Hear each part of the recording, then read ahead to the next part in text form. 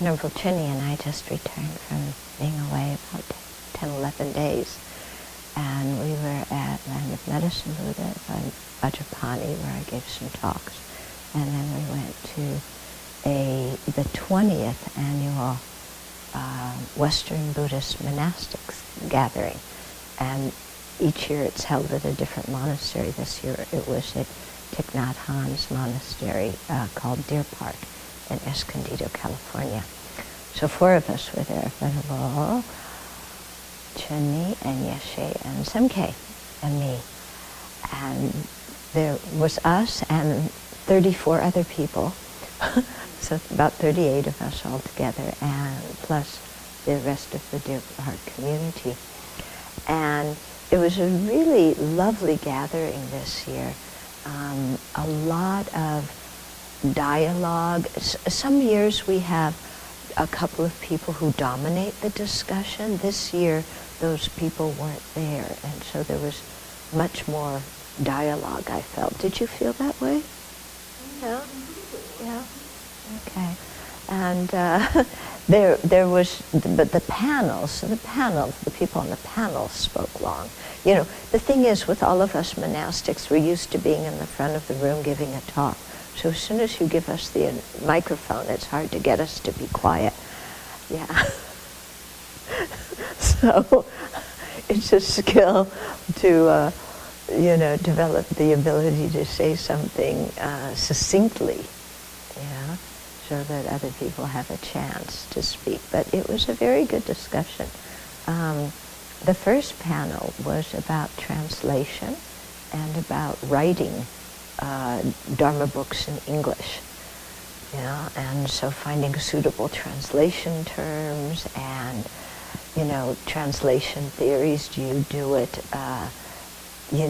kind of translating very exactly word by word, or do you try and get the meaning and then express the meaning, even though the words may be different?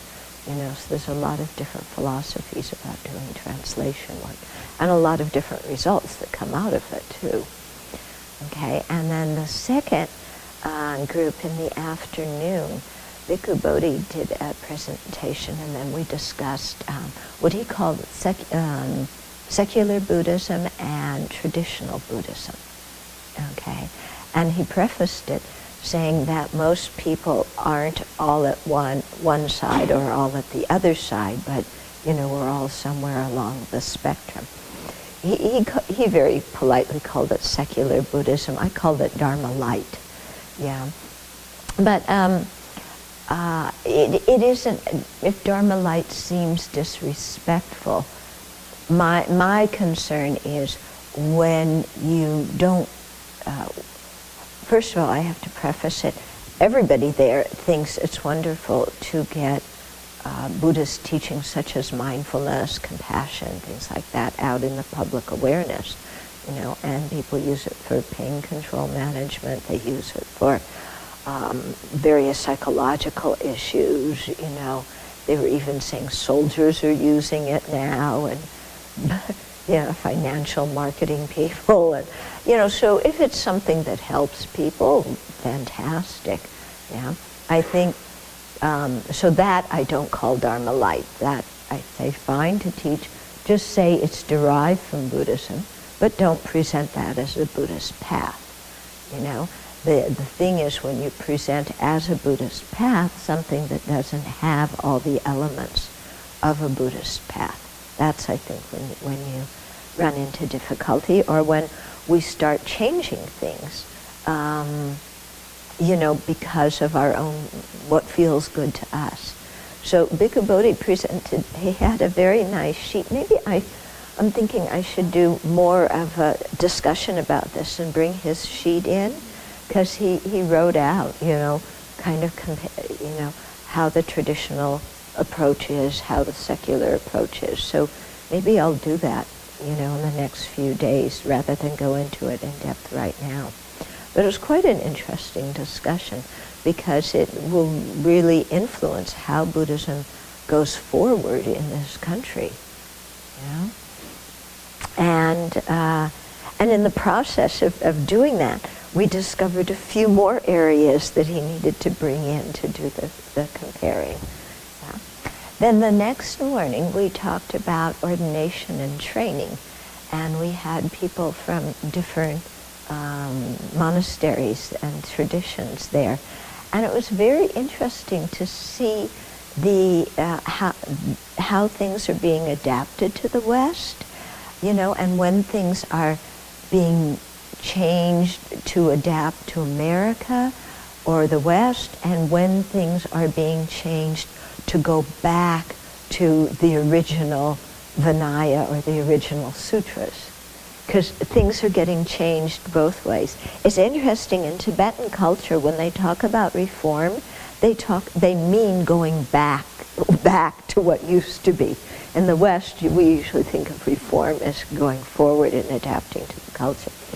So there was somebody from Gampo Abbey there who was talking about how they are going more towards the Shambhala tradition, not as much the Buddhist tradition, and that the Sakyong announced the foundation of the Shambhala monastic order, and so that's really causing a lot of people to rethink their path, the people there.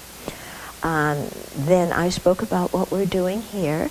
There was somebody from Plum Village who spoke about how Thai started the order of interbeing, which included some of the 5 lay precepts and some bodhisattva precepts kind of put together, and how he also rewrote the Vinaya, or at least sections of the Vinaya, to bring up topics that pertain to modern day, as if the Buddha were alive today, what he would do. Then the session after that was about, you were on that panel, weren't you?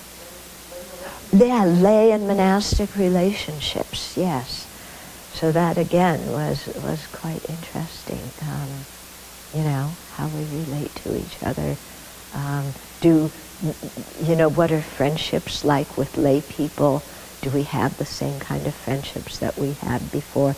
Are you close to lay people in the same way that you used to be close to people before you got ordained? And kind of what's appropriate and what's not.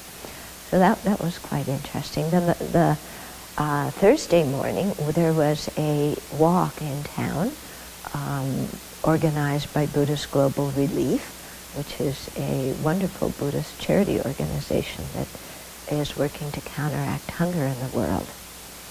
Yeah. So we need to remember to put the link to the march in our e-news, because some people may want to contribute to it. Then in the afternoon, what was our discussion about then?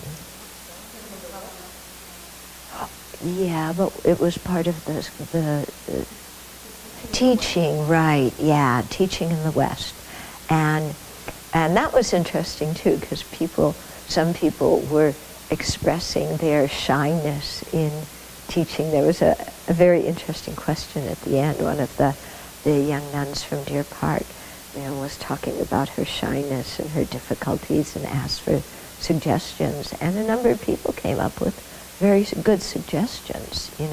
For example, carrying with you either some talks that you've written out or notes from talks you've given before, or another idea was to have with you some passages from different scriptures that you find really inspiring. And, some days when you just don't have a topic on mind that easily flows, start reading some of those and then share your thoughts about those scriptural passages with the audience. Yeah, so quite interesting discussion about that. And then the last morning I was gone, and so there you discuss the plans for next year, right? And so we're hosting the conference next year. Yeah? You better smile. Yeah, I think it's a great privilege to be able to host all these Buddhist monastics from different traditions here at the Abbey. I mean, these are people who have a lot of virtue, who have committed their lives to the Dharma.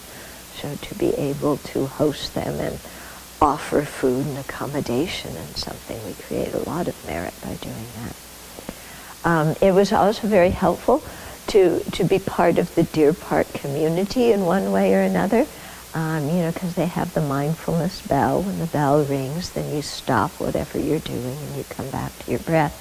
I began to feel a little bit like a Pavlovian dog responding to a bell, It's like, except the thing was, instead of salivate, you stopped and paused for a while, and then came back to what you were doing. But the community there was very friendly, very welcoming, accommodating, really warm, and so you could tell that was part of their practice, reaching out to whoever happened to come there. And it was nice. The people who came, we had a lot of Theravada bhikkhunis, like we've had in the recent years. The only Theravada, there's only one who was Bhikkhu Bodhi, right? He was it for the Theravada monks. There are a lot of Tibetan nuns.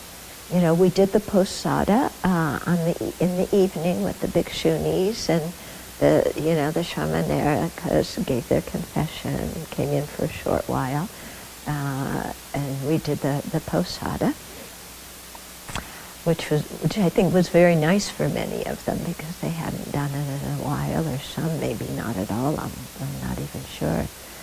Then there were several people from Shasta Abbey, which follows the Soto Zen tradition, as in Japan, except they are a celibate community, and they are our old friends.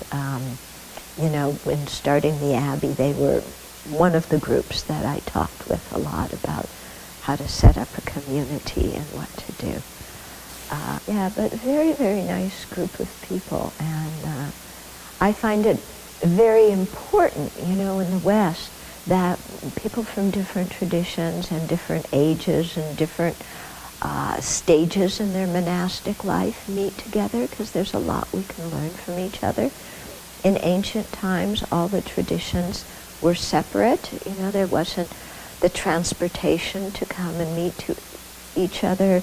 Each tradition, each area had kind of its own tradition that was prominent there. There weren't the communication tool methods that we have now. And so people didn't learn much about each other, and there developed all these misconceptions that were passed down. So this is a real wonderful attempt to dispel these misconceptions. And I think it's a very successful attempt. I've been going to these meetings. This was our 20th one. And I think I've only missed maybe 4 or something like that.